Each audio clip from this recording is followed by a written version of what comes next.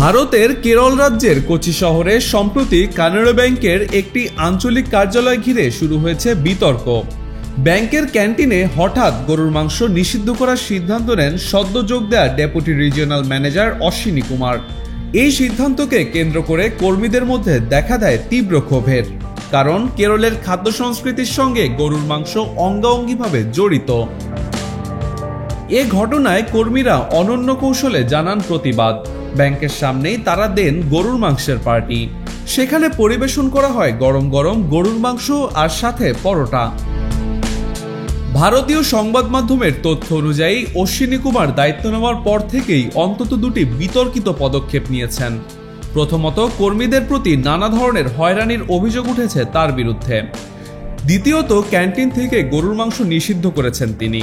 ওয়ালটন এখন দেশের সীমানা পেরিয়ে পৌঁছে গিয়েছে 50টিরও বেশি দেশে। ওয়ালটন, ঘরে ঘরে, বিশ্বজুড়ে। Bank employees federation of India প্রথমে কেবল হয়রানির বিরুদ্ধে প্রতিবাদ ডাকলেও বিফ নিষেধাজ্ঞার খবর ছড়িয়ে পড়তেই কর্মীদের আন্দোলনের রূপ বদলে যায়। এক নেতা জানান, খাদ্যাভ্যাস ব্যক্তিগত স্বাধীনতা, যা ভারতের সংবিধান দ্বারা সুরক্ষিত। সুতরাং কে গরুর মাংস খাবে আর কে খাবে না, এটা ব্যক্তির নিজস্ব ইচ্ছা।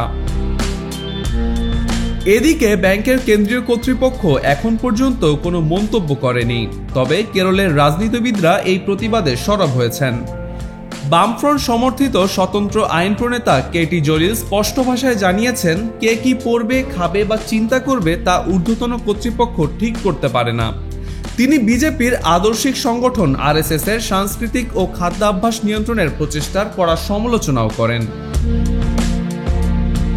ভারতের বিভিন্ন কট্টর হিন্দুত্ববাদী এলাকায় গোমাংস ভক্ষণ নিষিদ্ধ হলেও কেরলে দীর্ঘদিন ধরেই এর বিরুদ্ধে রয়েছে সরব অবস্থান। 2017 সালে কেন্দ্রীয় সরকার গবাদি পশু কেনাবেচায় নিষেধাজ্ঞা দিলে রাজ্য জুড়ে হয়েছিল ব্যাপক প্রতিবাদ। কেরলের সংস্কৃতিতে গরুর মাংস শুধু মুসলিম বা খ্রিস্টান সম্প্রদায়ের নয়, বহু হিন্দুদেরও পছন্দের খাবার। বিক্রয় হারের জরিপে এটি রাজ্যের সবচেয়ে জনপ্রিয় মাংস।